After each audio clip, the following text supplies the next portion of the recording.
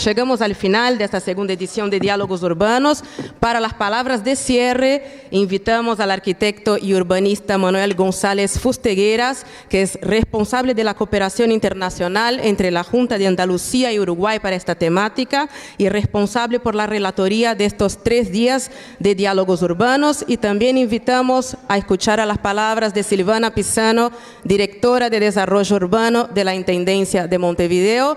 El intendente de Montevideo, Cristian Di Candia, envía sus saludos, pide disculpas por su ausencia, pero hoy es el día de su asunción y por tanto es un día complejo para estar acá. Gracias a ustedes, escuchamos a nuestros oradores.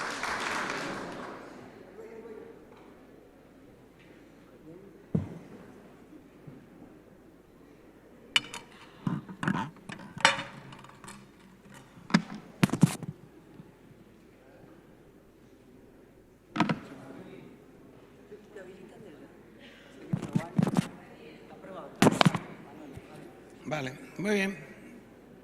Bueno, buenas tardes, estamos acabando. Esto ha sido una sorpresa para mí, no tenía previsto intervenir, pero me han pedido que lo hiciera y voy a intentar hacer una pequeña primera conclusión de las cosas que han pasado por aquí estos días, ¿no? Parece que ha sido un poco una idea común que se ha repetido en varias intervenciones, que el espacio público ha evolucionado mucho como consecuencia del desarrollo de las dimensiones físicas, sociales, económicas de la ciudad, ¿no? Y que ha incorporado, por tanto, nuevos atributos y nuevas funciones y ha aumentado de una forma muy considerable su grado de complejidad y a la vez su riqueza, ¿eh? También su riqueza, ¿no?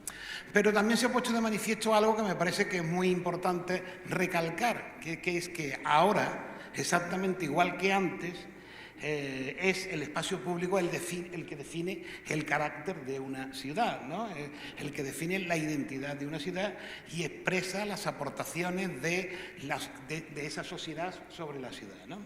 En definitiva, se ha repetido alguna que otra vez, también a lo largo de la jornada, no hay ciudad si no existe espacio público. Esta evolución urbana ha comportado que el espacio público haya pasado de ser, como hemos visto en alguna diapositiva en el día de hoy, de ser en su origen un elemento espontáneo o casi espontáneo de la ciudad, a tener que ser, por su complejidad, ya tener que ser planificado y gestionado precisamente para garantizar su condición pública, ¿no? Y esta evolución es la que ha hecho que este concepto, el concepto de espacio público, pues tenga hoy muchas múltiples definiciones en función de cuáles sean las perspectivas o los intereses desde los cuales se formula. La profesora Filardo incluso nos llegó a decir que el común de los ciudadanos identifica espacio público con cosas que hemos criticado esta tarde aquí. Por ejemplo, los ciudadanos de Montevideo piensan que un centro comercial es un espacio público o que un cine es un espacio público, nos lo dijo, es producto de sus investigaciones, ¿no? Esta complejidad, estas múltiples definiciones de espacio público explica y significa que el espacio público no tenga una definición única, una definición acotada, una definición unívoca, capaz de sintetizar todo aquello que es y que representa, ¿no? Lo que explica también por qué Fernando Carrió nos hablaba de polisemia o nos hablaba de él, la compleja construcción social del espacio público, ¿no? En definitiva, lo que ha quedado evidentemente, lo que ha quedado muy claro, es que el espacio público representa una perspectiva muy poliédrica que tendría que permitirnos ser conscientes del significado y el potencial del alcance que tiene intervenir en el espacio público, ¿no? Y además yo creo que también ha quedado muy claro, yo creo que eso es muy evidente, que ya no es más solo una realidad física el espacio público, ¿no? Sino que también es una realidad perceptiva, sensorial, mental, resultado de muchos procesos vinculados a las actividades que las personas desarrollan, ¿no? En el espacio público, ¿no? muchas de las experiencias que en estos días se nos han expuesto, yo creo que ejemplifican que intervenir en el espacio público requiere realizar una adecuada lectura e interpretación del mismo, ¿no? del espacio público. Tanto cuando se interviene en espacios públicos más tradicionales como en aquellos espacios públicos, podríamos decir, emergentes, ¿no? Y que nos permitan comprender cuál es su naturaleza, cuál es su composición, de qué forma podemos responder con la máxima eficiencia posible a los requerimientos, a las necesidades que nos plantean sus protagonistas, que no son más, algo que creo que también ha quedado evidentemente claro, las personas, ¿no? Las personas como gestores del espacio público, ¿no? Pero ser también conscientes que no todas las personas son iguales, ¿no? Podemos hablar de niños, de mujeres, de personas mayores, de personas que tienen coartada su independencia o su movilidad, y eso nos lo han puesto de manifiesto algunas intervenciones, como la de Carla Méndez o la del representante del colectivo ecofeminista Dafnia, ¿no? Y también ser conscientes de que la aparición de nuevas pautas de relación social y cultural y de movilidad, de comunicación y de consumo, pues han traído cambios significativos, profundos, en cómo las personas interactúan en el espacio público, ¿no? Y que estos cambios, además, pues han supuesto, en algunos casos, la aparición de conflictos en determinadas situaciones, ¿no? Pero que a la vez pueden ser generadores de conflictos, pueden significar también nuevos escenarios y nuevos retos de intervención en el espacio público, ¿no? Creo sería un ejemplo que pondría pues lo que nos contó Andrés sobre el espacio de diversidad sexual y su transformación, ¿no? Eso lo he escrito esta mañana. Saida y Gaia nos han explicitado cómo el modelo de desarrollo de las ciudades, basado en el crecimiento ilimitado, han entrado en crisis, ¿no? Han entrado en crisis por razones económicas y por razones ambientales, ¿no? Y ello, sus intervenciones nos han llevado a proponer que hay que plantear un nuevo paradigma, ¿no? Un nuevo paradigma urbano que se fundamente en la renovación permanente de la ciudad existente en base a criterios de eficiencia y en base a criterios de optimización. Este nuevo contexto implica también la atención a nuevas demandas sociales, ambientales, económicas, culturales y urbanísticas que tiene que suponer la ampliación del alcance del contenido de lo que es un espacio público, ¿no? Y que tiene que daría lugar a nuevas perspectivas en la gestión pública de los servicios a los ciudadanos, ¿no?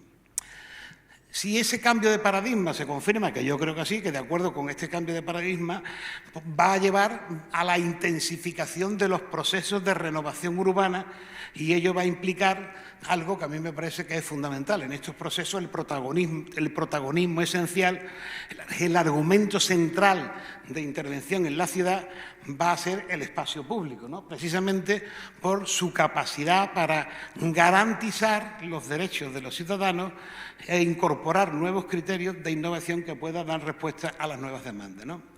Y ahí yo creo que se sitúan algunas experiencias que hemos visto o algunas que se quieren hacer, como las propuestas de Montevideo Lab, o que nos comentó Andrea, o la experiencia en la gestión corporativa compartida del Parque Público de Punta Yegua, o la lucha incesante y comprometida de la gente del Parque de los Fogones, ¿no?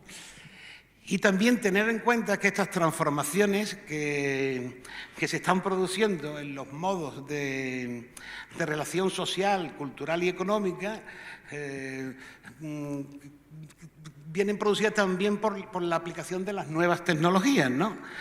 Y también tendrá que eso suponer una nueva manera de entender el espacio público, ¿no? También. Y eso, bueno, yo creo que un nuevo espacio público, nuevas posibilidades de programación, intervención y gestión en el espacio público. En este nuevo escenario que creo que se ha dibujado en estos días, de estas intervenciones que ha habido en estos días, deduzco que van a adquirir o adquieren una importancia, una especial relevancia para el urbanismo que ya está aquí, varios temas, ¿no? Uno, algo que ha estado rondando, por la sala, ¿no? Que es que hay que diseñar intangibles.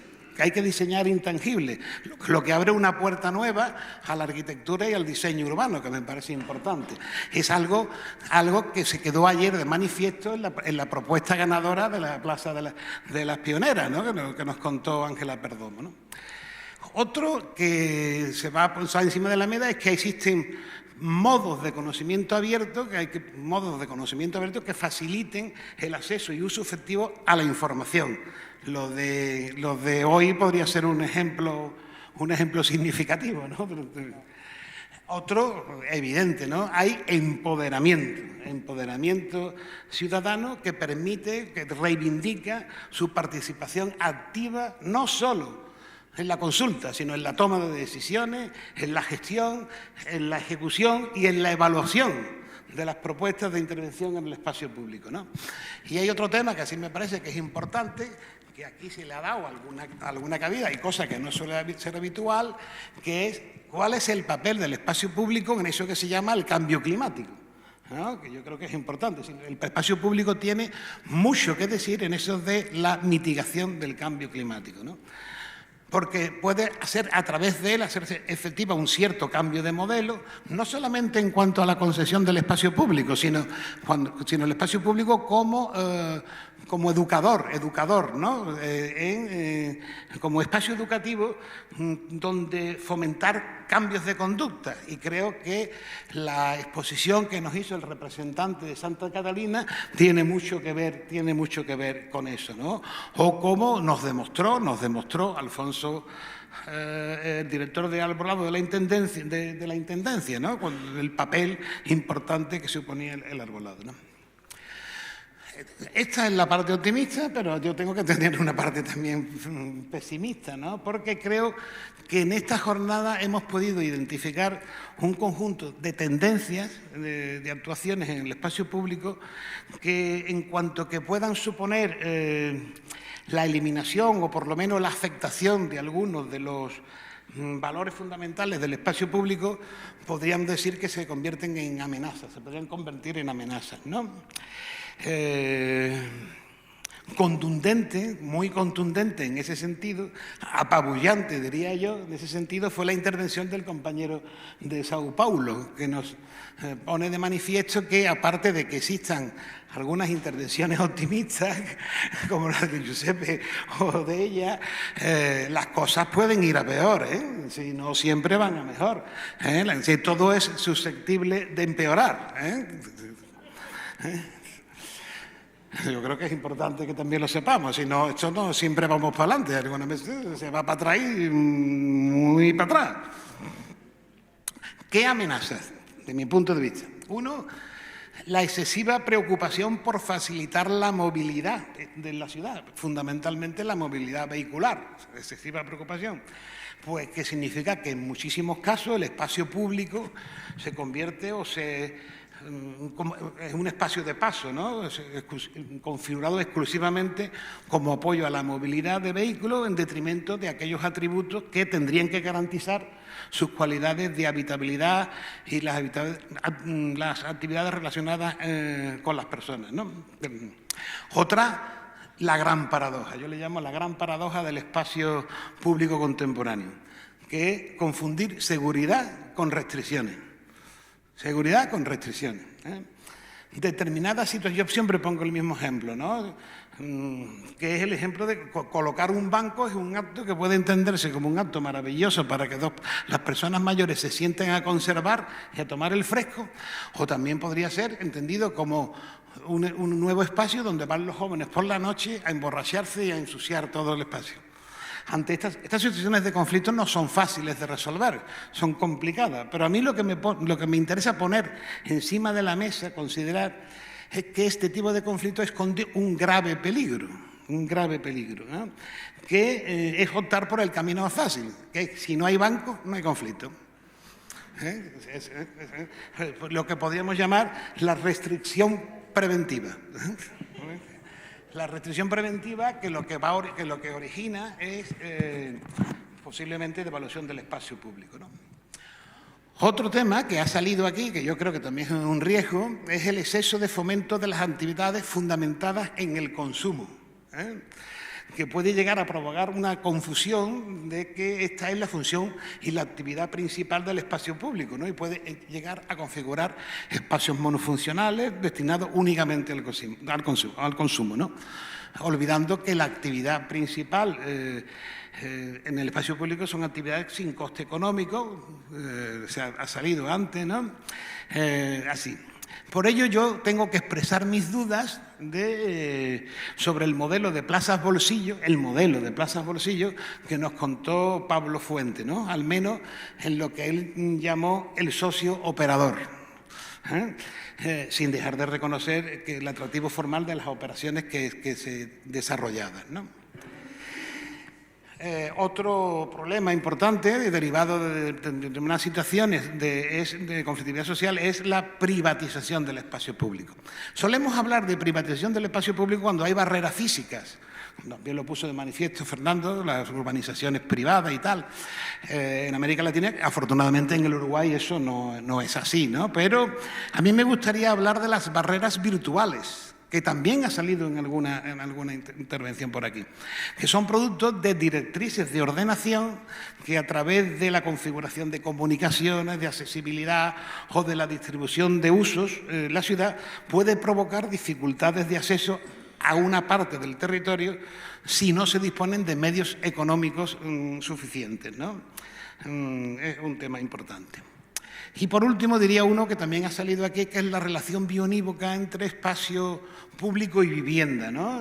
Que no se deberían de tratar de forma independiente, sino deberían de tratarse de una forma similar, ¿no? Un espacio, y cada día más se adoptan actitudes aisladas y autistas en la arquitectura de la ciudad. Nos lo puso de manifiesto Saida cuando habló de arquitectura de espectáculo, nos lo puso hablando de uso, nos lo puso de manifiesto Gaia cuando habló de la turistificación, ¿no? De eso, ¿no? Bueno, voy a acabar. Pero yo voy a acabar, posiblemente por mi formación judeocristiana, con un decálogo. Voy a hacer un decálogo. Un decálogo porque Patricia Roland nos dijo en su intervención el primer día que sobre los 5 ejes que conformaban el frontispicio de este Diálogos Urbanos 2019, pretendía que las reflexiones que aquí se produjeran, aquí se desarrollaran, le ayudaran a la Intendencia a construir una guía de acción sobre el espacio público, ¿no? Y yo, que soy un atrevido y un poco sinvergüenza, la verdad, pues en función de lo que ha acontecido me voy a permitir hacer un decálogo de principios estratégicos de intervención en el espacio público, ¿no? Un decálogo que confieso construido en un determinado contexto socioeconómico, que como he dicho en mi intervención, creo que pide nuevos paradigmas de eficiencia y optimización de los recursos urbanos y territoriales. Un decálogo también que intenta dar respuesta adecuada a las nuevas demandas ambientales, económicas, sociales, culturales que se están produciendo, ¿no? Primer mandamiento. Las personas, verdaderos protagonistas del espacio público, en sus diferentes facetas de condición, edad o capacidad importante, tienen que ser el centro de atención para la configuración de los espacios públicos. Por lo tanto, los espacios públicos tienen que favorecer la apropiación colectiva, predisponer a la participación y facilitar el reconocimiento del entorno sociocultural propio de la ciudad y del territorio donde se ubica, garantizando su capacidad simbólica y referencial. Segundo mandamiento. Se tienen que programar y diseñar partiendo de las necesidades y oportunidades para las personas, teniendo en cuenta sus deseos y propuestas como criterio básico de optimización del espacio y la disponibilidad de recursos económicos, que siempre hay que garantizar recursos económicos suficientes para su gestión y mantenimiento. Tercer mandamiento. Cuando llegue al quinto, el espacio público tiene que ser accesible y seguro, física y psicológicamente, sin barreras, fácilmente comprensible por su uso, visible y con una buena visibilidad, protegido, cuidado y dotado de recursos para su identificación y de los servicios que facilita. Cuarto mandamiento. Tiene que ser un espacio para compartir, sin dividir, que fomente la compatibilidad de actividades y todas las posibilidades de intercambio, de goce y de generación de iniciativas creativas, evitando la segregación física de los espacios y actividades. Quinto mandamiento. Tiene que permitir una buena movilidad y flujo de personas, servicios, información y conocimiento, priorizando la movilidad del peatón e incorporando las nuevas tecnologías para permitir el geoposicionamiento y el acceso a las redes virtuales de información. Sexto mandamiento. Tiene que garantizar una buena calidad y confort ambiental, en equilibrio con las condiciones y calidades naturales del lugar, contribuyendo a la renaturalización de la ciudad, donde los elementos protagonistas sean el adecuado tratamiento de la topografía, sendas verdes, sistemas vegetales y la biodiversidad.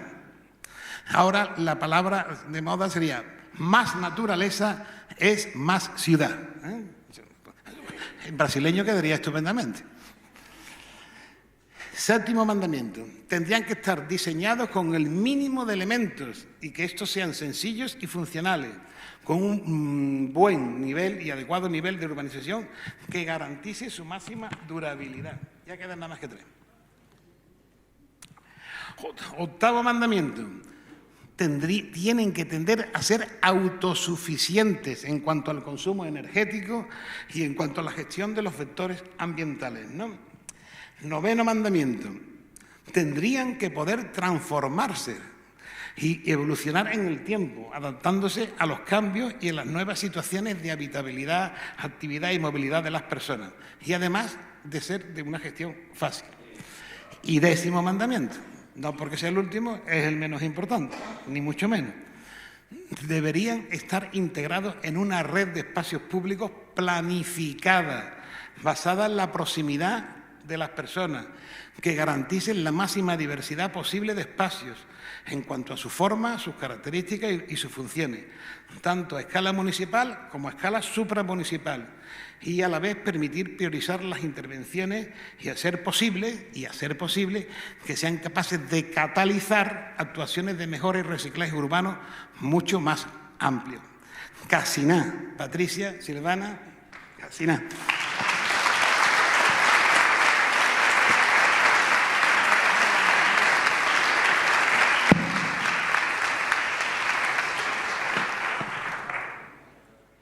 Bueno, muy bien, muchas gracias Manolo, muy buena síntesis que para quienes no pudieron participar en las 3 jornadas, evidentemente trajo por lo menos algunos de los puntos de la diversidad absoluta de temas que hemos sido, que hemos puesto. Honestamente, porque esto, digo, no surgió de ninguna magia, fue sin duda una construcción colectiva para hoy poder tener, a partir de la síntesis, también se nota, y de todos los paneles, una pluralidad de las voces desde y de las miradas sobre justamente esta polisemia, sin duda, del espacio público. Pero quiero compartir solamente 2 ideas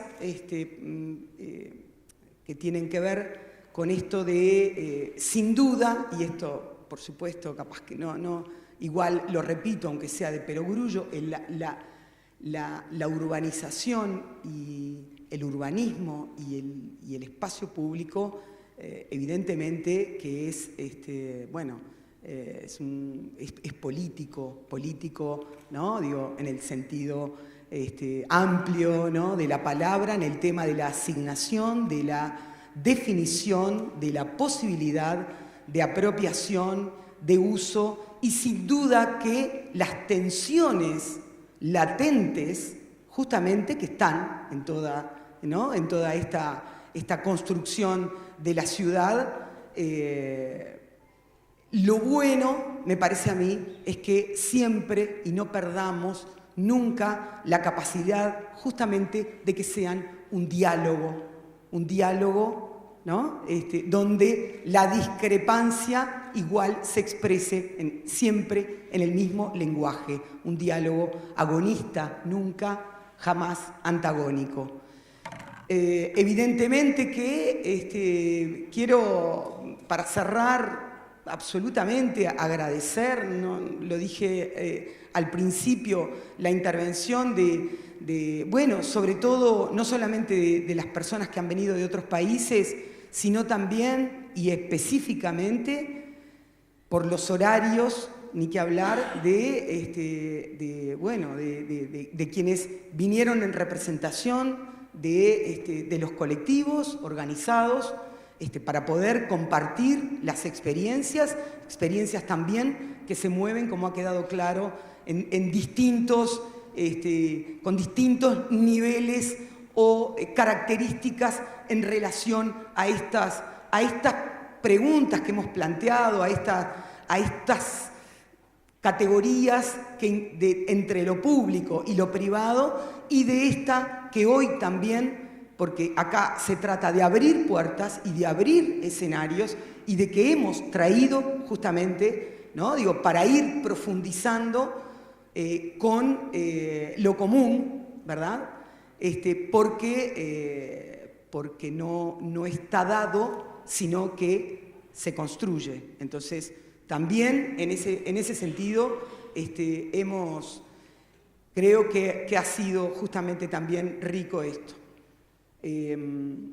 Por último, nada, digo, absolutamente agradecida en nombre, sin duda, del gobierno departamental, y bueno, nos volvemos a seguir encontrando en nuevos diálogos para seguir construyendo juntos con este coraje de encontrarnos justamente, como decía Adriana, para expresar y poder, sin duda, querer lo que todos queremos, que es una ciudad más justa, más democrática y más igualitaria para todos y para todas. Muchas gracias.